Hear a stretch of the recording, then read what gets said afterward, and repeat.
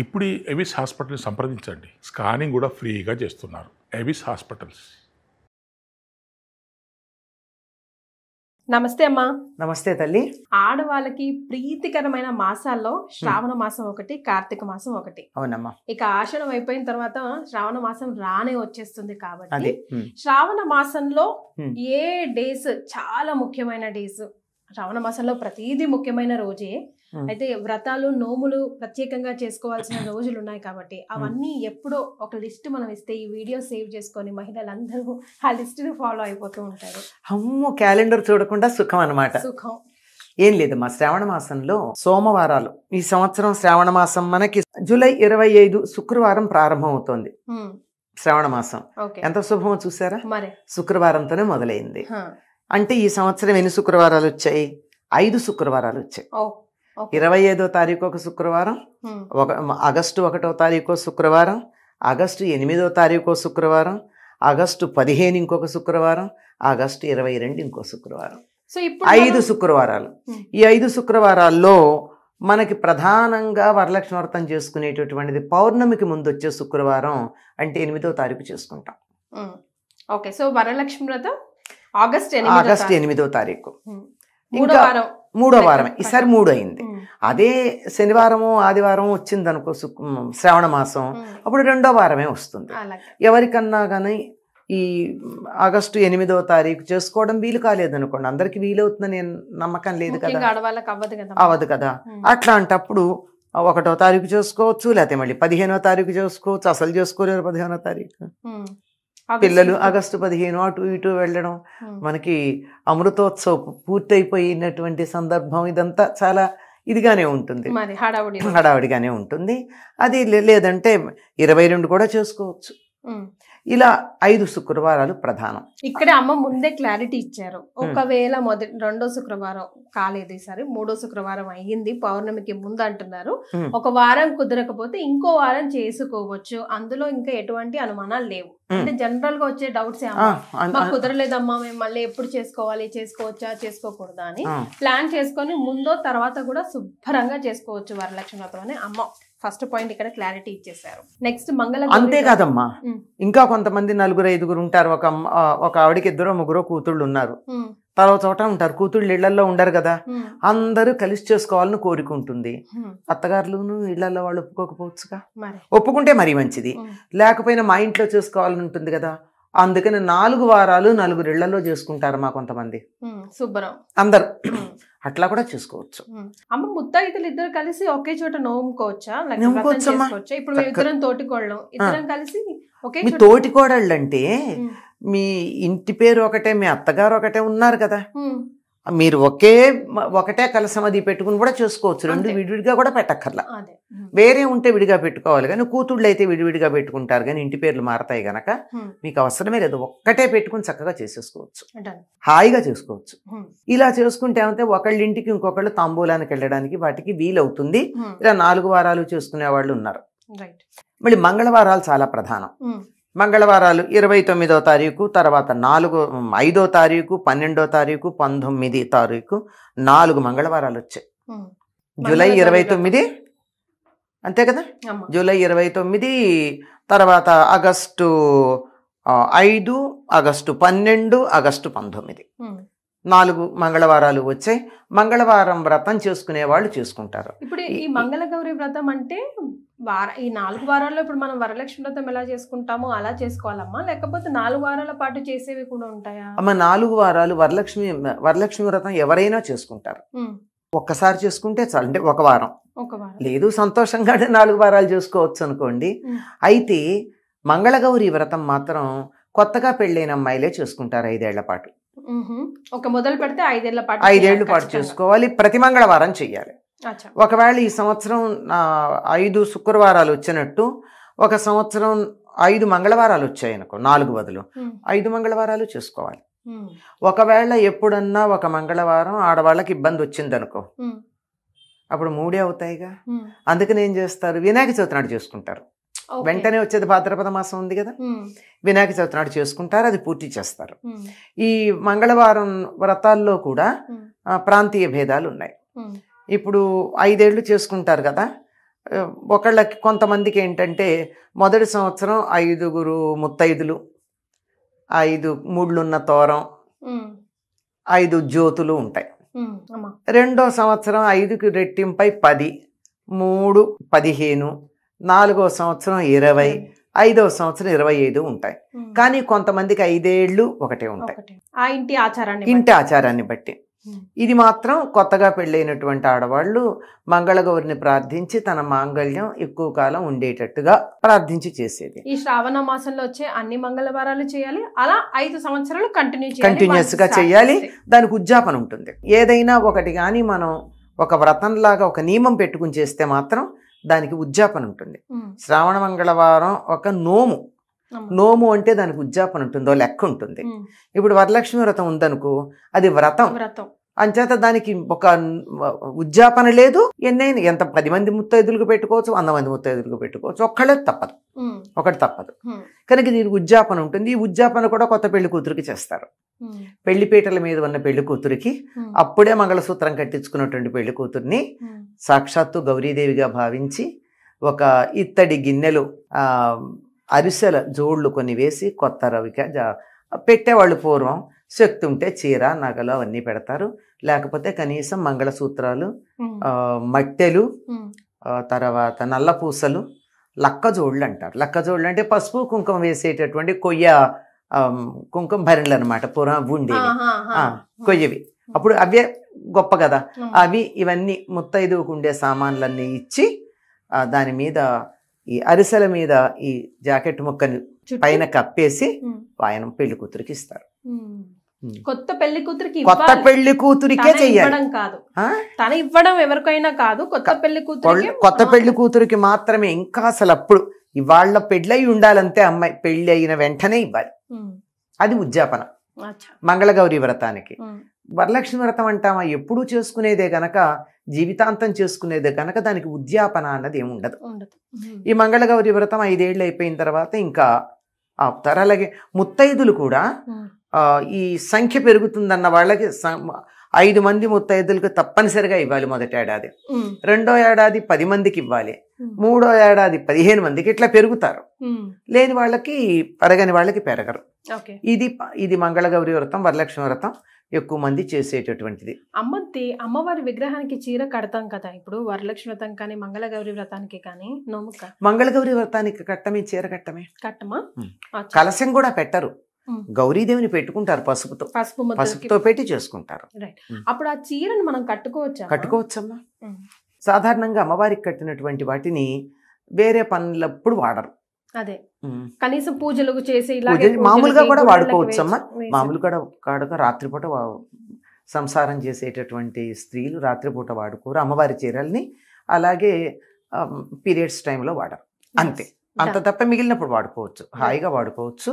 అటువంటి తప్పేమీ లేదు, హాయిగా చేసుకోవచ్చు. ఇవి కాక అసలు శ్రావణ మాసం అంటే ప్రతిరోజుకి ప్రాధాన్యం ఉందమ్మా. కొంతమంది శ్రావణ శనివారాలు ఒక నోములాగా చేస్తారు. తప్పనిసరిగా పగలంతా ఉపవాసాలుండి వెంకటేశ్వర స్వామి పూజ చేసి ప్రత్యేకంగా పేరంటంగా ఎవరిని పిలవరు కానీ ఇంటికి వచ్చినటువంటి వాళ్ళందరికీ తాంబూలం ఇచ్చుకుంటారు. ఇది తప్పనిసరిగా చేసేది. చాలా మంది ఇళ్లలో వెంకటేశ్వర స్వామికి చేస్తారు. శ్రావణ మాసం శ్రావణ శనివారాలకి చాలా ప్రధానం. ఎందుకంటే శ్రవణ నక్షత్రం వెంకటేశ్వర స్వామిది. శ్రవణ నక్షత్రానికి ప్రాధాన్యమైన నెల కనుక శ్రావణ మాసంలో చేస్తారు. ఇంకా సోమవారం చేస్తారు. ఎందుకంటే మంగళవారం నాడు అమ్మవారిని పూజ చేస్తున్నాం కదా, ముందు రోజు సోమవారం తప్పనిసరిగా చేసుకుంటారు. అయ్యాక చూడండి ఎన్ని రోజులు అయిపోయింది. సోమవారం అయింది, మంగళవారం అయింది, శుక్రవారం అయింది, శనివారం అయింది. 4 రోజులు తప్పనిసరిగా 4 4 16, 1 2 5 రోజులు వస్తాయి గనక 18 రోజులు పవిత్రంగా పాటించేది. తర్వాత శ్రావణ పూర్ణిమ చాలా ప్రధానంగా. దీనికి ఒకప్పుడు జంఝాల పూర్ణిమ అనే పేరు ఉండేది. ఈ రోజున ఉపాకర్మ అనేది ఒకటి చేస్తారు. అంటే అంతకుముందు శనివారం 9వ తారీఖు ఆ రోజున ఏంటంటే ఉపాకర్మ చేస్తారు. అంతకుముందు ఒడుగైనటువంటి పిల్లలు ఉంటారు కదా, ఆ ఒడుగైనటువంటి పిల్లలకి ఆ చిన్న జంజం, దానికి ముంజు ఉంటుంది, ముంజు అంటారు. చిన్న జింక చర్మం ఒకటి చిన్నది పెడతారు దానికి. దాని ఇంటే ఉంటుంది, చిన్న జంజం ఉంటుంది ఒడుగు అయినప్పుడు. ఇప్పుడు దాన్ని తీసేస్తారు. ఓకే. తీసి మామూలుగా ఉండేటటువంటి మామూలు మూడులు ఉన్నటువంటి 3 పోగుల జంధ్యం వేస్తారు. అందుకేనా జంధ్యాల పూర్ణిమ అని కూడా అంటారు? జంధ్యాల పూర్ణిమ అంటారు. ఇది ఉపాకర్మ చేయడంతో పాటుగా సంవత్సరంలో జంధ్యం వేసుకునే వాళ్ళందరూ కూడా పాత జంధ్యం తీసి కొత్త జంధ్యం వేసుకుంటారు. ఎందుకంటే నూలుది కదా, తడికి పొడికి స్నానం చేసినప్పుడల్లా తడి అవుతుంది. ఎప్పుడో ఒకప్పుడు ఆ దారపోగులు విడిపోయే ప్రమాదం ఉంది. అంచేత బాగుండగానే దానికి ఒక మంత్రం ఉంది. ఆ మంత్రంతో ముందు ఇది వేసుకుని కొత్తది, తర్వాత పాతది తీస్తారు. అందుకని దీనికి జంధ్యాల పూర్ణిమ అని పేరు. రాఖీ పూర్ణిమ, దీన్ని రాఖీ పూర్ణిమ అని కూడా అంటారు. రాఖీ పూర్ణిమని ఎందుకంటారంటే ఇది ఎక్కువ ఉత్తర దేశంలో అలవాటమా, మనకు కొంచెం తక్కువే. రాను రాను మనం కూడా దీన్ని అలవాటు చేసుకున్నాం. మంచిదే కదమ్మా, మంచిదే, తప్పేం లేదు, మంచిదే, తప్పేమీ లేదు. అదే అంటున్నా. దీన్ని రక్షాబంధనం అంటారు. రాఖీ అనేది రక్ష నుంచి వచ్చింది. ఈ రక్షాబంధనం ఏమిటంటే ఒకళ్ళకొళ్ళు కట్టుకుంటారు. నేను నీకు రక్షగా ఉంటాను అని చెప్పుకుంటూ కట్టుకునేది. మనకు ఎట్లా అలవాటైందంటే అన్నదమ్ములు అక్క చెల్లెళ్ళు వీళ్ళ మధ్య ఉంది కానీ నిజానికి అందరూ ఒకళ్ళకొళ్ళు కట్టుకుంటారు. పూర్వకాలం దేవాలయాల్లో ఉండేవి, పెట్టేవారు. ఎవరికైతే ఈ యజ్ఞోపవీతం ఉండదు, అందరికి యజ్ఞోపవీతం ఉండదు కదా జంధ్యం అన్నది. అది లేనటువంటి వాళ్ళకి ఏంటంటే దేవాలయానికి వెడితే అర్చకుడు పూజ చేసి ఇచ్చి చేతికి కడతాడు. చాలా మంది చేతులకు చూడండి, మీకు కాషాయ రంగులో చిన్నది ఒకటి ఉంటుంది, తాడు ఇక్కడ కట్టేది. అది వాళ్ళ దేవాలయంలో అర్చకుడు కట్టడమే కాకుండా ఒకళ్ళకొకళ్ళు శ్రేయోభిలాషులైనటువంటి వాళ్ళు, నేను నీకు కట్టచ్చు, నీ శ్రేయస్సు నేను చూస్తానమ్మా, నీ మంచి చెడ్లని నువ్వు నాకు కట్టచ్చు. అట్లా పరస్పరం కట్టుకునేటటువంటి రక్షాబంధనం ఉత్తర దేశంలో కొన్ని కారణాలుగా ఆడవాళ్ళు అక్క చెల్లెళ్ళు అన్నదమ్ములకు కట్టడంగానే ఉండిపోయింది. కానీ శచీదేవి ఇంద్రుడికి కట్టిందిట, అది అక్క చెల్లెళ్ళు కారుగా, వాళ్ళు కారు కదా. కాకపోతే లక్ష్మీదేవి బలి చక్రవర్తికి కట్టిన దాన్ని గుర్తుపెట్టుకుని అదే దానికే మరి మనకి చెప్తూ ఉంటాం. ఏనబద్ధో బలిరాజా ఇలాంటి శ్లోకాలతో చెప్పి కదా మనం చెప్పుకుంటున్నాం. కనుక అలా అలవాటు అయిపోయింది. కానీ మామూలుగా అయితే ఎవరికైనా నీ శ్రేయస్సు నేను కాంక్షిస్తున్నాను, నీ రక్షణ బాధ్యతని వహిస్తాను అన్న వాళ్ళందరూ చక్కగా ఒకళ్ళొకళ్ళు రక్షాబంధనం కట్టుకోవచ్చు. మీరు చాలా చాలా పవిత్రమైంది. ఇప్పుడు అన్నదమ్ములు అక్క చెల్లెళ్ళకి పరిమితమైనందు మాత్రమే కొత్తగా మనకు వచ్చింది తప్ప రక్షాబంధనం మొదటి నుంచి ఉంది. ఈ రోజుని వేదాధ్యయనం ప్రారంభిస్తారు. అప్పుడు ఒడుగు చేసిన తర్వాత పిల్లవాడు, అంటే పూర్వకాలం మాట, ఇప్పటికీ కాదు, వాళ్ళు చిన్నప్పుడు చేసేవాళ్ళు కదా 8వ ఏట. ఈ ఒడుగు అయిన తర్వాత ఆ పిల్లవాడు ఇంకా కొంతకాలం తల్లిదండ్రుల దగ్గరే ఉంటాడు. ఈ ఉపాకర్మ చేసి గురువు గారు తనతో తీసుకెళ్తారు. వేదాధ్యయనం మొదలుపెట్టే రోజు ఇది. పైగా ఇందులో వస్తుంది మనకి చాతుర్మాస్యంలో వచ్చింది. చాతుర్మాస్యంలో తప్పనిసరిగా పురాణాలన్నా చదువుకోవాలంటారు. చాతుర్మాస నియమాల్లో ఒకటది, సమయాన్ని వృధా చేయకుండా. ఇది వేదాధ్యయనం మొదలుపెట్టే రోజు కనుక దీనికి శ్రావణ మాసం అని పేరు. శ్రావణం అంటే శ్రవణానికి సంబంధించింది. శ్రవణం అంటే వినడం. వేదం వింటేనే వస్తుంది, పుస్తకాలు చదివితే రాదు. ఎక్కడ ఉదాత్తం అనుదాత్తం స్ఫరితం ఎక్కడ ఉండాలో, ఎక్కడ దీర్ఘం ఉండాలో, ఎక్కడ హ్రస్వం ఉండాలో, ఉచ్చారణ స్పష్టంగా ఉండాలంటే గురువు నోటితో అంటూ ఉంటే శిష్యుడు జాగ్రత్తగా వింటేనే వస్తుంది, లేకపోతే రాదు. శ్రవణానికి ప్రాధాన్యం ఉన్నది. లేకపోతే మనం వింటున్నాం కదా, లలితా సహస్రనామాలే ఎక్కడ విరవాలో తెలియకుండా రాముని తోకలాగా విరవడం. మనం వినాలి. ఇప్పుడు మేము విని నేర్చుకున్నాం అంటారు కానీ వినేటప్పుడు వీళ్ళు అనకుండా పుస్తకం చూస్తూ చెవితో వింటూ పుస్తకంలో చూస్తూ ఉంటే అప్పుడు సరిగ్గా వస్తుంది.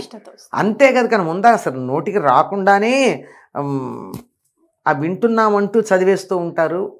ఎక్కడ ఆపాలో, ఎక్కడ కలపాలో, ఎక్కడ ఏం చేయాలో తెలియనటువంటి పరిస్థితి ఉంటుంది. కనుక శ్రవణానికి ప్రాధాన్యం ఉంది. వినండి, శ్రవణంతో నేర్చుకునేది వేదం కనుక వేదానికి ప్రాధాన్యం కలిగినటువంటి రోజు. ఇవన్నీ అయిన తర్వాత ఇంకో చాలా పెద్ద విశేషం ఉందండో. ఇది వేదానికి ప్రాధాన్యం ఉండడానికి కారణం కూడా హయగ్రీవుణ్ణి హయగ్రీవ రూపంలో హయగ్రీవ రాక్షసుని సంహరించి వేదాలను ఉద్ధరించినట్టు రోజుగా చెప్తారు దీన్ని. అదే ఇంకా ఇంకో ప్రధానమైనది ఏమిటి ఉందంటే బహుళ అష్టమి. బహుళ అష్టమి, శ్రావణ బహుళ అష్టమి, శ్రీకృష్ణ పరమాత్మ అవతరించినటువంటి రోజు కృష్ణాష్టమి. కృష్ణాష్టమి ఎప్పుడు వస్తుందమ్మా? ఆగస్టు 16వ తారీఖు. ఓకే. వరుసగా సెలవులు చూసారా, 15, 16, 17. అవును కదమ్మా, సూపర్. అంటే మనకేముందంటే సెలవులు వచ్చాయంటే అసలు పండగే లేకుండా పోతుంది. హడావుడి తగ్గుతుందంట మెల్లిగా. కాదు ఊళ్ళు ఎడదాము మరోటి చేద్దాం అని సంబరాల్లో ఉంటాం. అమ్మో ఇవన్నీ పెద్ద పండుగలు కదమ్మా. పెద్ద పండుగలు కదా. ఆగస్టు 15 శుక్రవారం బుడిబుడి అడుకలేస్తూ వేసుకుంటే ఇంట్లోకి రావాలి కదా.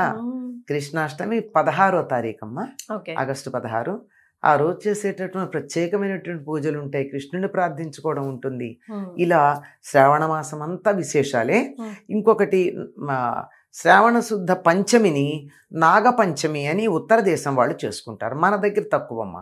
మనం కార్తీక మాసంలో నాగుల చవితి చేసుకుంటాం, వీళ్ళు మాత్రం నాగపంచమి చేస్తారు.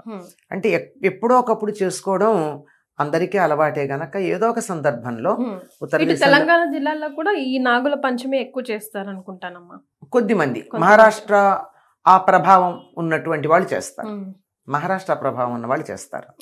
అది అలాగే ఇటు పక్కకు గనక వెళ్ళినట్టయితే ఒరియా ప్రభావం ఉన్న వాళ్ళు కూడా చేస్తారు. తెలుగు వాళ్ళందరూ మాత్రం నాగుల చవితి చేస్తాము. తర్వాత ఇంకా సుబ్రహ్మణ్య షష్ఠి కూడా చేస్తాం. ఈ సుబ్రహ్మణ్య షష్ఠి చాలా విశేషంగా తమిళనాడులో చేస్తారు, గోదావరి జిల్లాలో బాగా చేస్తారు. సుబ్రహ్మణ్య షష్ఠి ఎప్పుడు వస్తుంది? అది కూడా మార్గశిర మాసంలో వస్తుంది. అది మార్గశిర మాసంలో వస్తుంది. పైగా సుబ్రహ్మణ్య షష్ఠి అనం మనం దాన్ని సుబ్బారాయుడు షష్ఠి అంటూ ఉంటాం. చూచి వద్దాను రండి, మన వారింటో పెళ్ళి, మళ్ళీ వద్దాను రండి అని చెప్పి మనం వీటి ఆడతాం కదా చెమ్మ చెక్క వాటిల్లో. అలా పాటల్లో పెట్టేసి మర్చిపోకుండా చేస్తామమ్మా. చాలా విశేషంగా అత్తిలి అనే గ్రామంలో చేస్తారమ్మా. అప్పుడు పట్టణమే అయింది అది, చెప్పలేము. అక్కడ సుబ్రహ్మణ్య స్వామి అవతరించినటువంటి రోజు, అత్రి మహర్షి తపస్సు చేసినటువంటి ప్రదేశం. అసలు అక్కడ 3 రోజులు చేస్తారు. ఎంత బాగా చేస్తారంటే ఎక్కడెక్కడి నుంచి రకరకాల కళాకారులు, బుట్ట బొమ్మలను ఎప్పుడు మీరు వినుండరు. బుట్ట బొమ్మలను ఏవని ఇవని అసలు చెప్పలేము, అంత అద్భుతంగా జరుగుతుంది. చాలా బాగా జరుగుతుంది. సోమవారాలు, మంగళవారాలు, శుక్రవారాలు, శనివారాలు, తర్వాత నాగుల పంచమి, జంఝాల పూర్ణిమ, ఆ తర్వాత కృష్ణాష్టమి. ఇవన్నీ కూడా చాలా విశేషంగా ఉండేటటువంటి నెలమ్మ. శ్రావణ కృష్ణ అమావాస్యని పోలాల అమావాస్య అంటారు, దీన్ని పొలాల అమావాస్య అని కూడా అంటారు. కానీ ఎక్కువ మంది ముఖ్యంగా ఆంధ్రదేశంలోను ఇటు మహారాష్ట్రలోను పోలేరమ్మ అనే అమ్మవారిని ఆరాధిస్తారు. ఈవిడ సంతానాన్ని ప్రసాదించి వారు క్షేమంగా ఉండేట్టుగా చూసే తల్లి అని విశ్వాసం. సో దాంతో శ్రావణ మాసం ఇది 23 ఆగస్టు 23. కంప్లీట్ గా దైవనామ చింతనతో, దైవ పనుల్లో, దైవ కార్యక్రమంలో నిమగ్నమైన నెల ఏదంటే అది నిమగ్నం అవ్వడానికి వీలైన నెల శ్రావణ మాసం. ముందుగానే రోజులు అన్నీ చెప్పేసి మమ్మల్ని అందరినీ ప్రిపేర్ చేసేందుకు ధన్యవాదాలమ్మా. సంతోషం అమ్మా. అందరూ అటు శ్రీనివాసుడు, ఆయన భార్య లక్ష్మీదేవి, ఆవిడ సోదరి అమ్మవారు మంగళగౌరి, ఆవిడ భర్త అంటే శ్రీనివాసుడికి బావమరుదైనటువంటి శివుడు, అందరి అనుగ్రహం మన మీద పరిపూర్ణంగా ఉండాలి ఈ శ్రావణ మాసంలో అని కోరుకుంటున్నాను. ధన్యవాదాలు.